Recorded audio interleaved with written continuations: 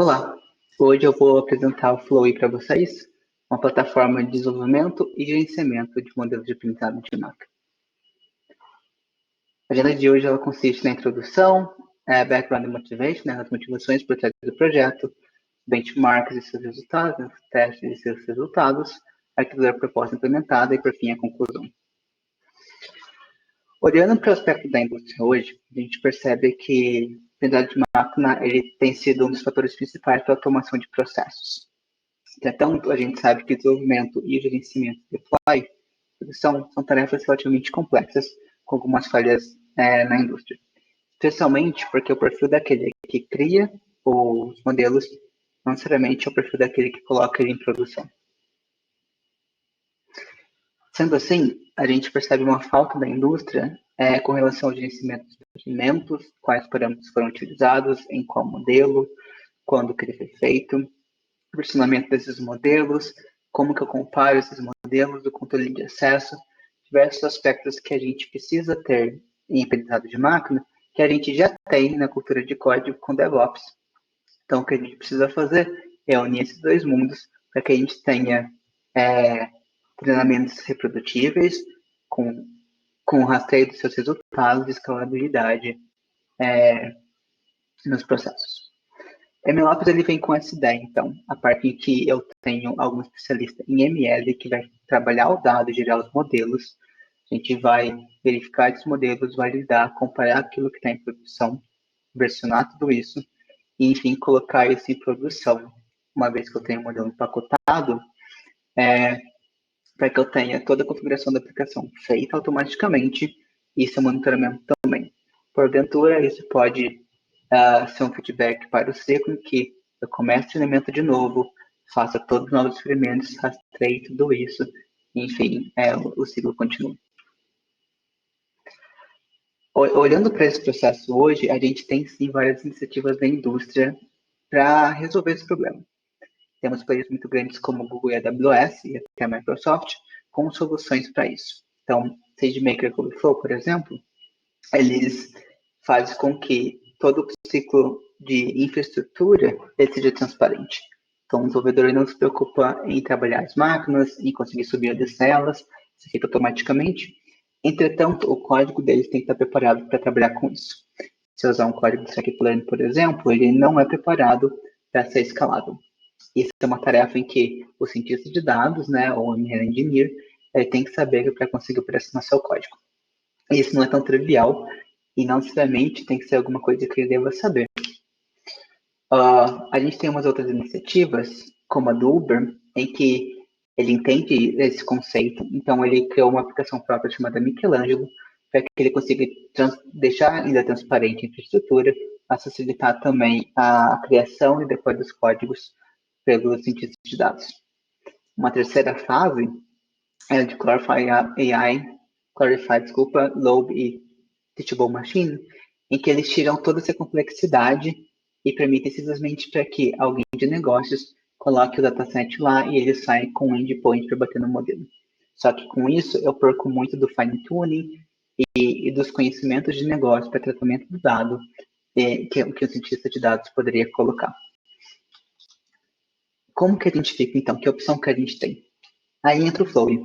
A ideia do Flowy é que a infraestrutura ela continue sendo transparente para o desenvolvedor, mas que a complexidade de escalonamento do código também seja transparente. E de todo o ciclo de deploy também. Então, é uma plataforma baseada em componentes em que eu seleciono qual operação que eu quero realizar e os componentes eles tomam conta de todo o processo. Então, para o cientista de dados, para o desenvolvedor, ele tem que saber quais os melhores tipos de modelo para solucionar o meu problema, quais operações eu tenho que realizar nele, mas ele não precisa criar o código para que isso seja realizado. Caso ele tenha algum caso muito especial, ele pode sim criar o código, mas isso dentro de um ambiente que já vai favorecer o escalonamento da aplicação.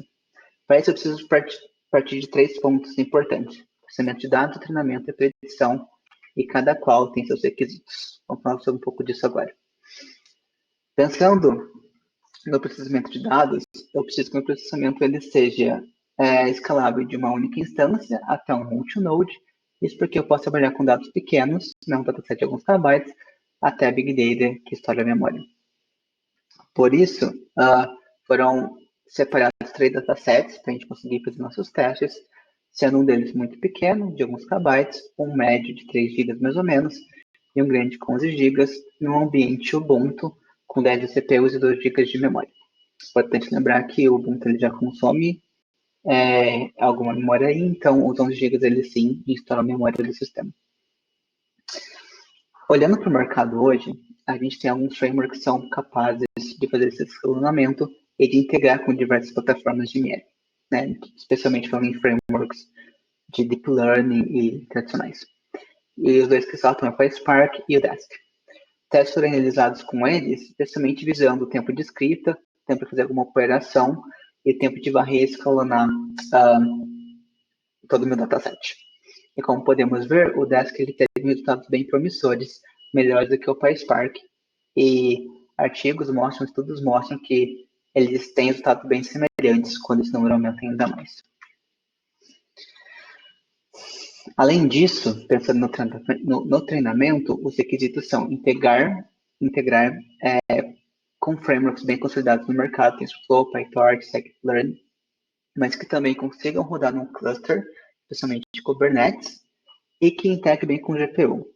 Nesses casos, tanto o Dask quanto o PySpark funcionam bem, entretanto, o Dask ele integra muito mais facilmente com esses frameworks, por 2 motivos. Um, que ele é de fato escrito em Python, enquanto o PySpark ele é um wrapper. E o segundo é que o Dask ele foi criado pensando no Pandas e de fato ele utiliza o Pandas por trás, mas de forma paralela, o que faz com que ele consiga integrar muito facilmente com todos esses frameworks. Pensando na predição, eu tenho 2 formas de predição. Eu tenho por API, que é uma requisição online, que vai bater no serviço e ter que dar a resposta na hora, e o batch, em que eu preciso rodar minha predição em algum dataset inteiro de tempos em tempos. De novo, ambos funcionam bem, mas dessa tem mais uma vantagem boa, principalmente na parte de API, em que eu consigo integrar com o projeto da Microsoft que se chama Hummingbird, serializando o meu modelo e fazendo com que a predição seja bem mais rápida.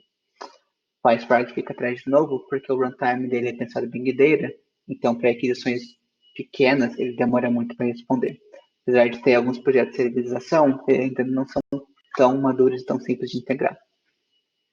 Pensando nisso tudo, qual a arquitetura proposta?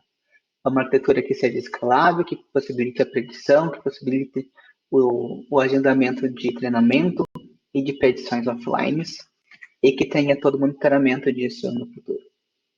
A arquitetura proposta é um cluster Kubernetes que consiga escalar isso para cima e para baixo dependendo da demanda, com uma UI em que eu consiga desenhar quais componentes eu quero utilizar, meio que criar todo o fluxo, e, enfim, o Airflow para conseguir gerenciar essas demandas, tanto de treinamento quanto de predição, usando o Dask como ferramenta principal, para que o treinamento ele seja escalável, mas sempre conversando com o MLflow, por exemplo, com Polyaxon, por gerenciamento de experimentos, e, enfim, já fazendo deploy disso para o Seldon, no caso de API, e aí já com monitoramento embutido, ou fazendo a predição em batch, também trigado pelo Airflow.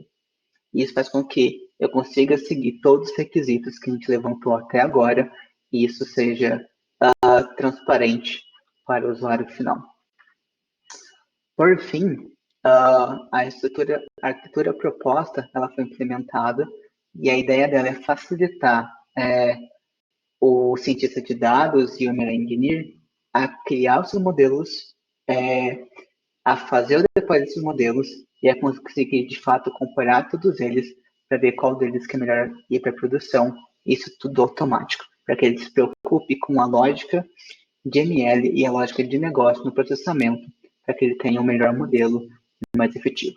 Assim, completando toda a reprodutibilidade no ciclo de ML.